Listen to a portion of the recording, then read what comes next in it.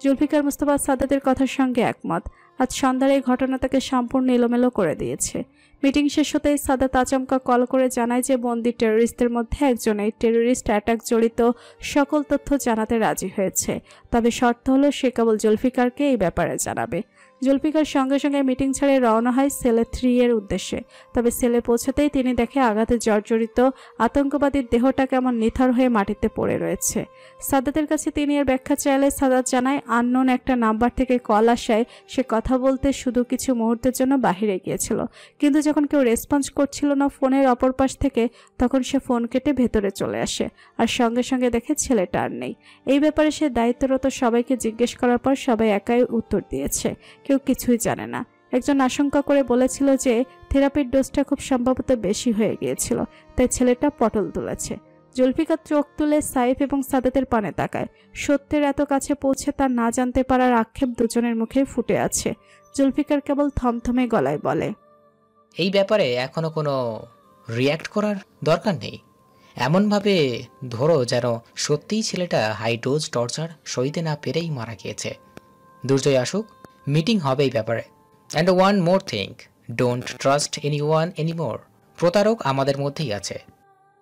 দীর্ঘ পথটা গাড়ির তুমুল গতির দরুন অতি স্বল্প সময় পার করে এসেছে দুর্জয়। বাড়ির সীমানার কাছে আসতে সে গাড়িটা ব্রেক কষে দ্রুত পায়ে শূন্য উঠোন পেরিয়ে দরজার কাছে পৌঁছায়। শক্ত কাঠের তৈরি দরজাটার উপর কেমন ঝড় গিয়েছে তা ভাঙা লোকটা দেখে স্পষ্ট আন্দাজ করা যাচ্ছে। দুর্জয়ের শরীর অজানা আশঙ্কায় ছমছমে অনুভব করে। বিদঘুটে আবহাওয়াকে পেছনে ফেলে সে ঘরের ভেতর পা রাখে। পুরো ঘরটা অন্ধকারে নিমজ্জিত। দুর্জয় হাত বাড়িয়ে লিভিং রুম এবং ডাইনিং রুমের লাইটটা জ্বালায়। সতর্ক দৃষ্টি মেলে চারিদিকটা পরখ করে। উহু, সব ঠিকঠাক আছে। ধুকপুক করতে থাকা বুক নিয়ে এবার দুর্জয় ধীর পায়ে বানের থাকা রুমটার দিকে পা বাড়ায়। রুমের দরজার কাছে পা রাখতেই আকাশটায় তীব্র গর্জন করে ঝিলিক দিয়ে দিনের আলোর মতো চারিদিকটা ফর্সা করে তোলে।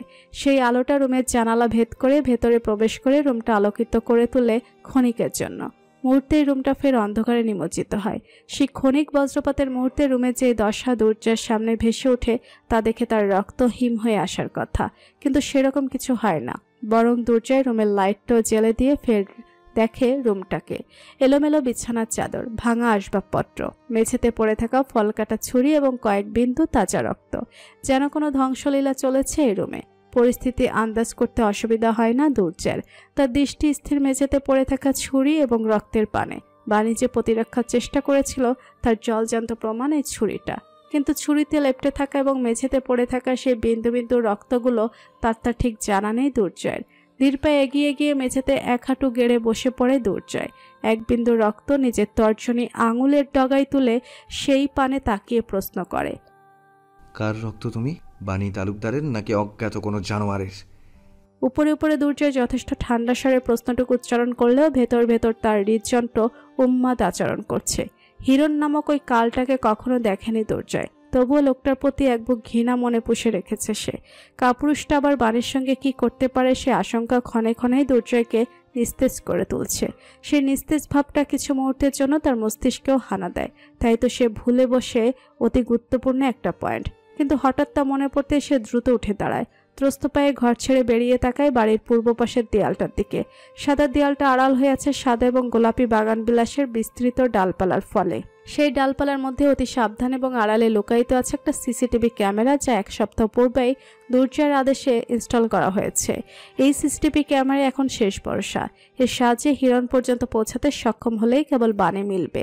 ভাবনাটুকু মস্তিষ্কে উকি দিতে আচমকা বাড়ির পেছন হতে কিছু শুকনো পাতার মরমরে শব্দ ভেসে আসে। দুর্জয় সতর্ক হয়।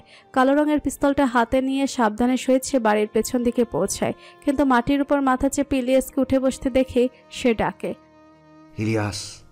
আচমকা দুর্জয়ের কণ্ঠ শুনে ইলিয়াস বহু কষ্টে ভারী মাথা নিয়ে চোখ তুলে তাকায়। অতঃপর অপরাধী গলায় বলে, স্যার, আই এম সরি। কিছু বুঝে ওঠার আগেই কেউ পেছন থেকে জোরে মাথায় আঘাত করে। আর কিছু মনে নেই আমার। ম্যাম ঠিক আছেন? ও নেই। ঝপঝপিয়ে বৃষ্টি নেমেছে ধারাপটে। গাড়ির ফ্রন্ট সিটে নীরবে বসে থাকা বাণীর মাথা নত, বুকটার শঙ্কায় দুরু দুরু করছে। হিরণ তাকে বাড়ি টানে নিয়ে অন্য কোথাও নিয়ে যাচ্ছে, এই চিন্তাটা তাকে কুড়ে কুড়ে খাচ্ছে। এই অন্য কোথাওটা কোথায় তা বাণীর জানা নেই। তবে সে নিশ্চিত হিরণ এত কিছুর পর বাণীকে আস্ত রাখবে না। এই মুহূর্তে বাসায় গেলে যে বন্যি বাণীর বুকে লেপ্টে রবে তা হিরণ ভালো করেই জানে। তাই হয়তো নিজের খায়েশ মেটানোর জন্যই এই অন্য কোথাও এর আবির্ভাব।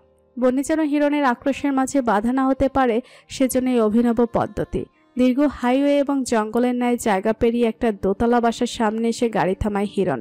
মূল শহর থেকে দূরে শুনশান নীরবতায় আচ্ছন্ন জায়গার মধ্যে এই বাড়িটি হিরণের ব্যক্তিগত প্রপার্টির অংশ। বৃষ্টি হতে রক্ষা পাওয়ার জন্য গাড়ির সামনে স্টোর বক্সের ভেতর একটা ছাতা সবসময় মজুদ থাকে। সেখান থেকে কালো রঙা ছাতাটা হাতে নিয়ে তা মেলে গাড়ি ছেড়ে নামে হিরণ। অপর পাশে গিয়ে নীরবে গাড়ির দরজা খুলে ছাতা ধরে দাঁড়িয়ে রয়, অপেক্ষা করে বাণীর বেরিয়ে আসার। বাণীর সময় নেই, মনকে বুঝতেই কেউ তাকে বাঁচাতে আসবে না, কোনো পথ খোলা নেই তার কাছে। আরও একবার হিরণের কাছে বন্দি সে। তপ্ত নিঃশ্বাস ছেড়ে বাণী ঝিম ধরা শরীরটাকে টেনে গাড়ি ছেড়ে নামে। হিরণের ধরে রাখা মাথার উপরে ছাতাটাকে বিন্দুমাত্র তোয়াক্কা না করে সে এলোমেলো পায়ে বাড়ির পথে হাঁটা ধরে। লম্বা শাড়ির আঁচলটা মাটিতে লুটিয়ে রয়েছে। বাণীর এমন বেখাপ্পা হাঁটার ধরন দেখে হিরণ দ্রুত গাড়ির দরজা আটকে পায়ের গতি বাড়ায়। এগিয়ে গিয়ে শাড়ির আঁচলটা পিছন হতে নিজের হাতে তুলে নেয়। হাত বাড়িয়ে ছাতাটা আরেকটু মেলে বাণীর মাথার উপর ধরে। বাণী একটুও টু শব্দ করে না। নির্দিষ্ট ব্যাসের ছাতাটা বাণীর উপর ধরার ফলস্বরূপ হিরণ বৃষ্টির হাত থেকে রক্ষা পায় না। কাকভেজা হয়ে ঘরে প্রবেশ করে। ঘরে পা রাখতেই বাণী অত্যন্ত ঠান্ডা গলায় প্রশ্ন করে, শাস্তির পালা তাই না? শাস্তি হিসেবে আমাকে চাই তাই তো? কি করব? ওপরে যাব নাকি এখানে বলুন? কৃতদাসীর জন্য আজ কি অপেক্ষা করছে জানতে আগ্রহী আমি। মলিন মুখের ঠান্ডা স্বরটা হিরণ নীরবে শুনে। অতঃপর দরজা লক করে হাতের ভেজা ছাতাটা ফুলের উপর রেখে বাণীর দিকে এগিয়ে যায়। বাণী নিশ্চল ভঙ্গিতে দাঁড়িয়ে রয়। হিরণ এসে কোনো কথা না বলে বাণীকে পাজা কোলে তুলে উপরের দিকে হাঁটা ধরে। বাণী বাধা দেয় না। ইঞ্জিন চালিত রোবটের ন্যায় নীরব রয়। উপরতলা 3টি বেডরুমের কেবল একটাতেই প্রয়োজনীয় ফার্নিচার রয়েছে। সেই রুমটাতেই বাণীকে নিয়ে প্রবেশ করে হিরণ। বাণীকে বিছানায় নামিয়ে দরজাটা লক করে দেয়। অতঃপর ভেজা কাপড়ে লেদারের সিঙ্গেল সোফাটায় গিয়ে বসে। দৃষ্টি তার বাণীর দিকে নিবদ্ধ। বিছানার উপর পা তুলে হাঁটু মুড়ে বসে রয়েছে দৃষ্টিনত করে রাখা দেহের মালিক। মলিন মুখটা তুলে এক মুহূর্তের জন্য তাকাচ্ছে না হিরণের পানে। হিরণ সেই আশা রাখেও না। নিজের উপর হিরণের স্থির দৃষ্টি না তাকিয়ে অনুভব করতে পারছে বাণী। আর যতবার এই ব্যাপারটা উপলব্ধি করছে ততবারই সে শরীরটা আরও গুটিয়ে নিচ্ছে।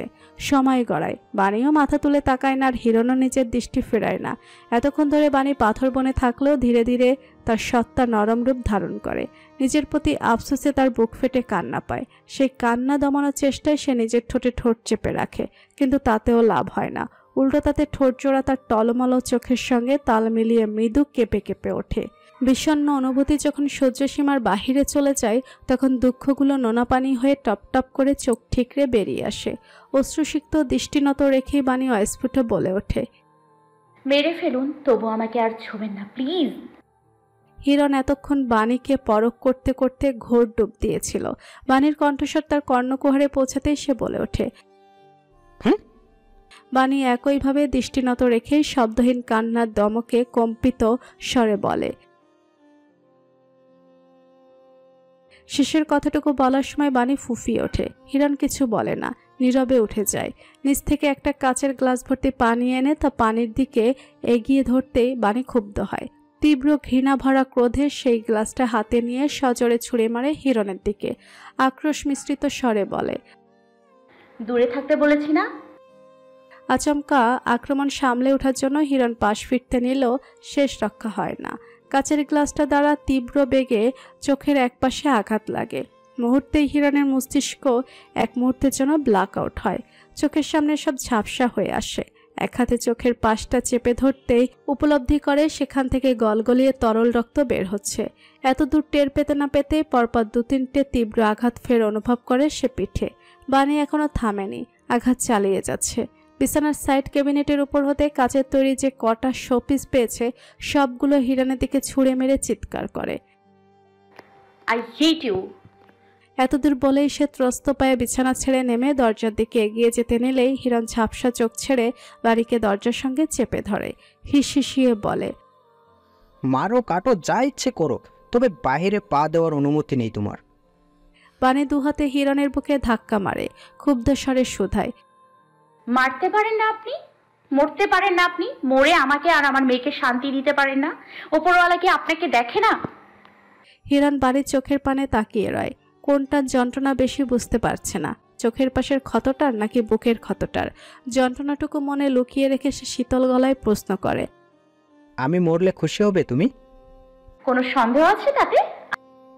হিরণ সামান্য ঠোঁটের কোণে হাসি ফুটিয়ে বলে, সরি, তোমার এই ইচ্ছাটা পূরণ করা সম্ভব নয়। তোমার জন্য আমি মারতে রাজি আছি, তবে মরতে নয়। বহু কিছু পেরিয়ে তোমাকে পেয়েছি, মরে গেলে আফসোস বুকে রয়ে যাবে। বাণী ঠান্ডা গলায় প্রশ্ন ছুড়ে, আপনি আমায় আদৌ পেয়েছেন? ইলিয়াসের কথা মতন বাড়ির সীমানার বাহিরে রাস্তার অপর পাশে ঝোপঝাড়ের আড়ালে কিছুটা খুঁজতেই আহসানকেও চেতনাহীন অবস্থায় খুঁজে পায় দুর্জয়। তাকেও কেউ মাথায় আঘাত করেছিল। আহত দুজনকে একটা ওভার ডেকে হসপিটালে পাঠানোর ব্যবস্থা করে সে। অতঃপর কাউকে কল করে বলে দরজা জানালার লক ফিক্স করার জন্য লোক সঙ্গে নিয়ে যেন তার দেওয়া অ্যাড্রেসে এসে পৌঁছায়। মেরামত করার লোক এসে পৌঁছাতেই তাকে কাজে লাগিয়ে নিজের গোপন রুমটায় গিয়ে একটা ল্যাপটপ কোলে নিয়ে বসে দুর্জয়। দ্রুত ভঙ্গিতে দুহাত চালিয়ে সিসিটিভি ফুটেজের রেকর্ডিংটা ওপেন করে। রেকর্ডিংটা টেনে টেনে দেখতে থাকে সে। আচমকা একটি জায়গায় এসে ভিডিওর প্লেব্যাক স্পিডটা স্লো করে। গভীর মনোযোগপূর্ণ দৃষ্টিটা দিয়ে মুখ বাঁধা একজনকে ভালো করে পরখ করে। মুখ বাঁধা লোকটা পেছন থেকে এসে উঠোনে দাঁড়িয়ে থাকা ইলিয়াসের মাথায় প্রথমে আঘাত করে। ইলিয়াস মাটিতে লুটিয়ে পড়তেই সে কাউকে কল করে। কিছুক্ষণের মধ্যেই বাড়ির সামনে একটি মাইক্রো গাড়ি এসে থামে সাদা রঙের। গাড়ি হতে নেমে আসে আরো 7-8 জন লোক।